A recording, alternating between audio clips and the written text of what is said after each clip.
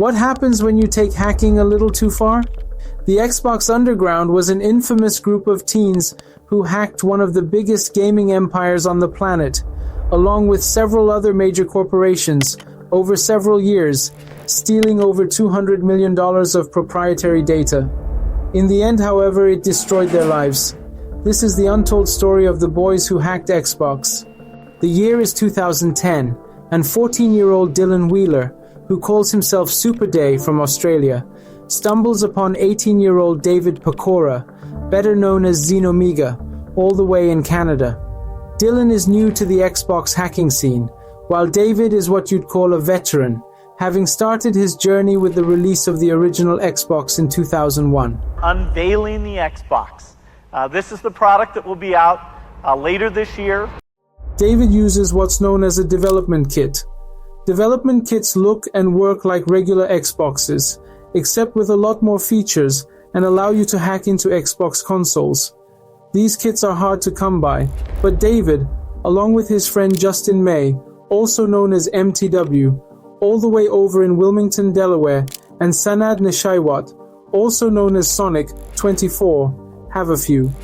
And so, Dylan, David, Justin, and Sanad form the initial Xbox Underground, and together they explore PartnerNet, an Xbox platform where developers upload test versions of their games. Then, one day in 2011, David comes across a file related to Epic Games. This document contains details that lead him to additional information, granting him insight into the company's internal network. Excited by this discovery, he shares it with Dylan and Sanad. Together, they explore early development materials and uncover an early unplayable version of the much-anticipated Gears of War 3. Unfortunately, the game leaks online, making headlines. David and Sanad decide to lie low until things blow over. However, Dylan, who isn't a stranger to getting into trouble, continues poking around, and he lands on something big. They gain access to information that opens doors to various gaming systems, including Epic Games. With this newfound access, David and Sanad explore networks of well-known companies like Microsoft, Bungie, Activision, EA, and Valve, uncovering unreleased games and other development content. The four are soon joined by two other main members, 16-year-old Austin Alcala from McCordsville, Indiana, also known as AA Monkey, and 18-year-old Nathan LaRue from Bowie, Maryland. Nathan, also known as Anime Freak, has already created a program that can fake FIFA coins. The six scale their activities. Now it's not just about games, they penetrate into more than 20 major corporations, including Intel, Disney, Nvidia, Warner Bros., and even Google.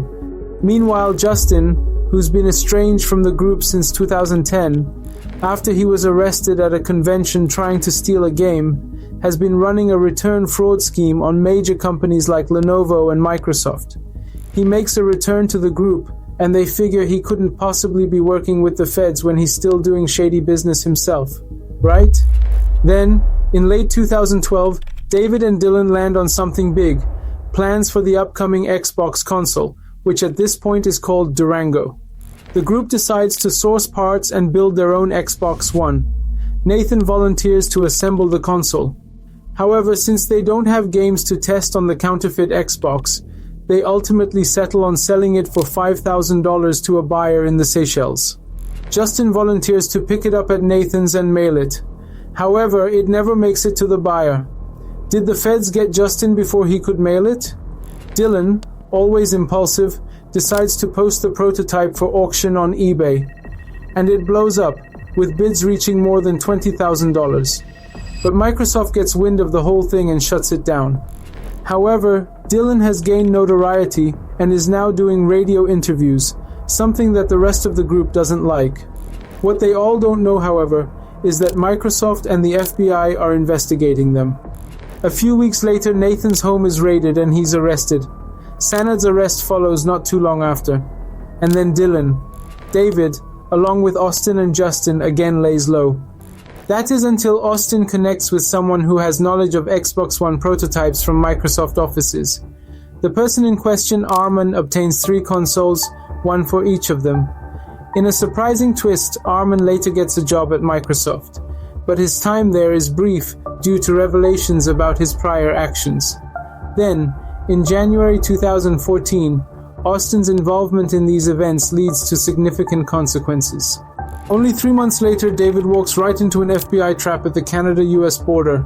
The FBI has a strong case against the group, including secretly recorded conversations during some of the group's hacking sessions.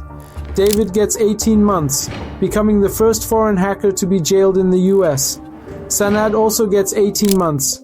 Austin agrees to help the FBI with a fake FIFA coins case and doesn't get jail time. Dylan escapes to the Czech Republic and becomes a fugitive.